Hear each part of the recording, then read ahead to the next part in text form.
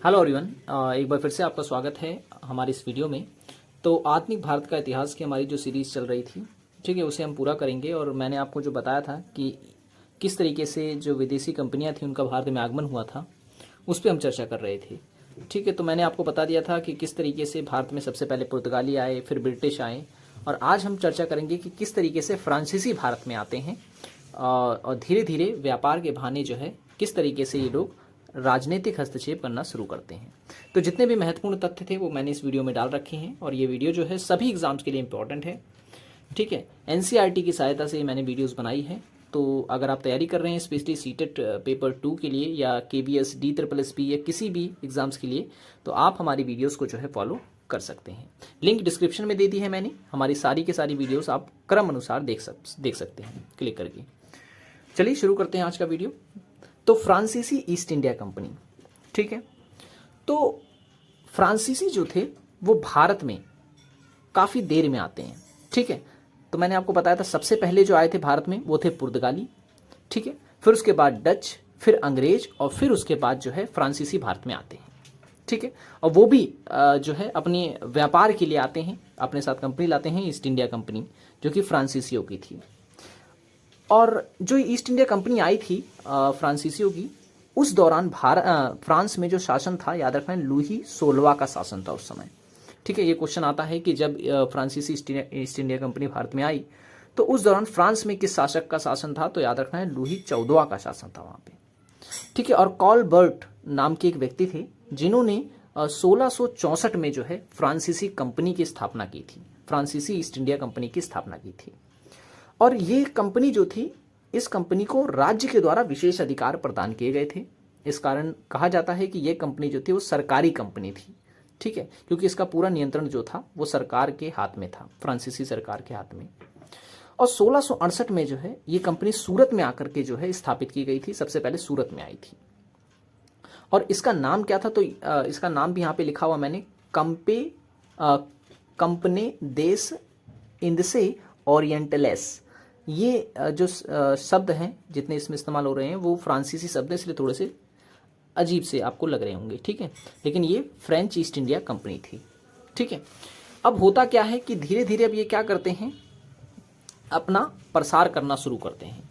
तो 1669 में यानी कि 1669 में जो है मारकारा ने गोलकुंडा के सुल्तान की अनुमति से जो है अपनी दूसरी फैक्ट्री स्थापित की थी मछलीपट्टनम में। ठीक है, तो याद रखना आपको, फ्रांसीसियों ने अपनी दूसरी कंपनी कहाँ स्थापित की थी, तो वो की थी मछलीपट्टनम में। ठीक है, गोलकुंडा के सुल्तान की अनुमति से।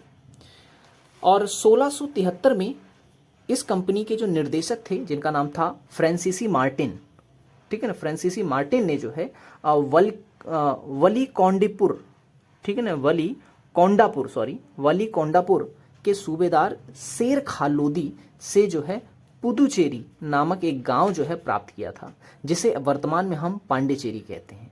ठीक है, याद रखना है आपको, कंपनी के निर्देशक जिन्होंने 1673 में जो है क्या नाम था उनका, तो याद रखना है फ्रांसीसी मार्टिन ने जो है वली कौंडापुर के सूबेदार शेर शाह लोदी से जो है पुडुचेरी नामक एक गांव प्राप्त किया था, जिसे वर्तमान में पांडिचेरी कहा जाता है। अब होता यह है, क्योंकि अब ये धीरे धीरे अपना प्रसार कर रहे थे, तो ब्रिटिश जो थे यानी अंग्रेज जो थे वो नहीं चाहते थे कि कोई और जो है इनके व्यापार में आए।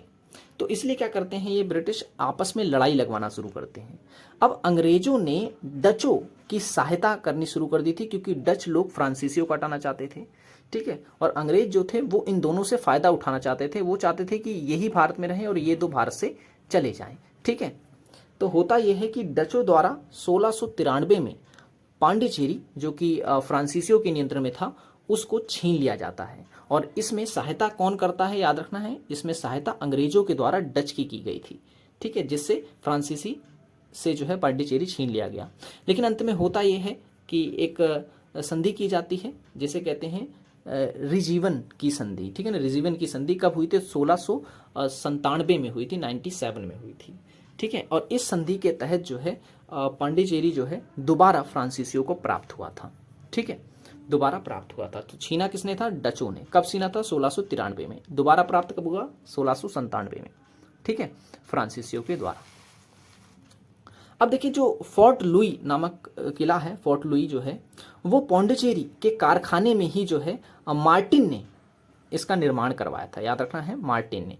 कौन मार्टिन? तो याद रखना फ्रांसिस मार्टिन, जिसके बारे में भी हमने चर्चा की, ठीक है, जिसने पुडुचेरी नामक जो गांव है या कहें कि अब जो पांडिचेरी है उसको प्राप्त किया था, ठीक है।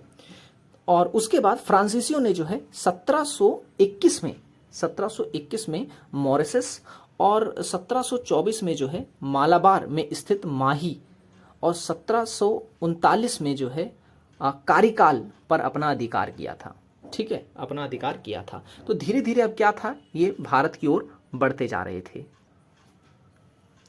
ठीक है। ईस्ट इंडिया कंपनी के द्वारा जो है, ईस्ट इंडिया कंपनी के द्वारा अंग्रेजों ने भारत में जो है व्यापार के बहाने राजनीतिक हस्तक्षेप करना शुरू किया था। पहले जो थे जितने भी आए भारत में, जब चाहे वो ब्रिटिश हो या पुर्तगाली हो या फिर फ्रांसीसी हो, इनका एक ही उद्देश्य था व्यापार करना। लेकिन धीरे धीरे क्या हुआ, जब अंग्रेजों ने भारत में व्यापार करने के बहाने राजनीतिक हस्तक्षेप करना शुरू किया, उसके बाद से जो है फ्रांसीसी भी जो है इसमें अपना मतलब हस्तक्षेप करना शुरू कर दिया। इन्होंने भी राजा महाराजाओं के कार्यों में हस्तक्षेप किया। अब इससे ये हुआ कि फ्रांसीसी और अंग्रेजों के बीच टकरार जो है वो काफ़ी बढ़ जाती है, ठीक है, टकरार काफ़ी बढ़ जाती है। इसको लेकर के फिर युद्ध होने शुरू होते हैं फ्रांसीसियों और अंग्रेजों में, ठीक है। अब इसे जो है 3 युद्ध हुए थे, प्रथम कर्नाटक युद्ध, द्वितीय कर्नाटक युद्ध और तृतीय कर्नाटक युद्ध, ठीक है। तो ये तीनों आपको याद रखने हैं, इनके डेट्स आपको याद रखनी है, किस किस के बीच हुआ था, किस किस के क्या, अंग्रेजों फ्रांसीसियों के बीच ही ये तीनों युद्ध हुए थे, ठीक है ना। तो अगर प्रथम कर्नाटक युद्ध की मैं बात करूं तो ये 1746 से 48 के बीच हुआ था। किसमें? तो अंग्रेजी और फ्रांसीसियों के बीच हुआ था ये, ठीक है, अंग्रेजों और फ्रांसीसियों के बीच हुआ था। और अंग्रेज जो थे, अंग्रेजी की तरफ से जो नेतृत्व कर रहे थे उनका नाम था कैप्टन बर्टन, ठीक है ना, बर्नेट के द्वारा जो है इनका नेतृत्व किया जा रहा था। तो होता यह है कि अब अंग्रेज जो है लड़ाई की शुरुआत इन्होंने की थी, क्योंकि फ्रांसीसी जो जहाज़ थे उन पर जो है अंग्रेजों ने कब्जा कर लिया था, ठीक है, क्योंकि अंग्रेजों की सेना काफ़ी मजबूत थी और कई राजाओं की तरफ से जो है इनको समर्थन भी दिया गया था। तो इसलिए जो है होता यह है कि फ्रांसीसी जो है हार जाते हैं कर्नाटक युद्ध में, प्रथम कर्नाटक युद्ध में। और फिर एक संधि होती है 1740 में, ठीक है, जिसका नाम है ऑक्सा ला सैपेल नाम की संधि हुई थी। और इस संधि के तहत मद्रास नामक जो क्षेत्र था वो अंग्रेजों को मिल गया था, ठीक है। तो याद रखना है मद्रास जो है वो अंग्रेजों को प्राप्त हो गया था। किस संधि के तहत? तो याद रखना 1740 में ऑक्सा ला सैपेल की संधि से। अब दूसरा कर्नाटक युद्ध भी होता है। कब से कब हुआ था? याद रखना है आपको 1749 से लेकर 54 के बीच में, ठीक है, 1749 से 1754 के बीच में। ये भी अंग्रेज व फ्रांसीसी के बीच हुआ था। देखिए वीडियो अगर आपको पसंद आ रही हो तो लाइक जरूर कर देना, ठीक है, और चैनल को अगर अभी तक आपने सब्सक्राइब नहीं किया है तो ज़रूर कर लें, ताकि जब जब हम ऐसी वीडियो डालें आपको नोटिफिकेशन मिलता रहे। सभी एग्जाम्स के लिए इंपॉर्टेंट है हमारी ये वीडियो। और पहले की वीडियोस देखना चाहते हैं तो लिंक डिस्क्रिप्शन में दे दी है, जहाँ पे क्लिक करके आप हमारी पहले की वीडियोस को देख पाएंगे, ठीक है। तो दूसरा कर्नाटक युद्ध मैंने आपको बताया 1749 से 54 के बीच हुआ, ठीक है। तो ये अंग्रेज व फ्रांसीसी के बीच होता है। और इस युद्ध में भी जो है, इस युद्ध में कर्नाटक के नवाब के पद को लेकर के जो है विवाद हुआ था, ठीक है। और अंत में काफ़ी सारे इसमें जो है कई राजाओं का समर्थन मिलता है अंग्रेजों को, कई राजाओं का समर्थन मिलता है फ्रांसीसियों को। अंत की अगर हम बात करें तो अंत में जब लॉर्ड क्लाइव आते हैं तो इन्होंने जो है चांद साहब की जो है हत्या कर देते हैं ये। इसके बाद से जो है इस, ठीक है, अब फिर शुरू होता है तृतीय कर्नाटक युद्ध, ठीक है। तृतीय कर्नाटक युद्ध जो है वो 1757 से लेकर के जो है 1763 के बीच हुआ था, ठीक है। और इस युद्ध का जो तत्कालीन कारण था वो ये था कि लॉर्ड क्लाइव जो थे, लॉर्ड क्लाइव और वॉटसन के द्वारा जो है बंगाल में जो चंद्र नगर जो स्थित था उस पर अधिकार को लेकर हुआ था, ठीक है ना, अधिकार को लेकर ये युद्ध हुआ था। और इस युद्ध के अंतर्गत ही जो है अंग्रेज और फ्रांसीसियों के बीच जो है वॉन्डी वॉश का युद्ध लड़ा गया था। ये क्वेश्चन पूछा जाता है कि वॉन्डी वॉश का युद्ध किसके बीच हुआ था? तो ये हुआ था फ्रांसीसी और अंग्रेजों के बीच में। और ये युद्ध एक ऐसा युद्ध था जिसके बाद फ्रांसीसी जो थे वो पूरी तरह से कमज़ोर हो जाते हैं और अंततः इनका निर्णय ये होता है कि ये भारत को छोड़ने को तैयार हो जाते हैं, ठीक है, क्योंकि इस युद्ध के बाद से जो है इनकी स्थिति बुरी तरह से खराब हो जाती है। और यही युद्ध अंत में फ्रांसीसियों का यहाँ पर अंतिम युद्ध होता है और फिर वो चले जाते हैं, ठीक है। तो आशा करता हूँ ये वीडियो आपको पसंद आई होगी। वीडियो पसंद आई हो तो लाइक ज़रूर कर देना, चैनल को सब्सक्राइब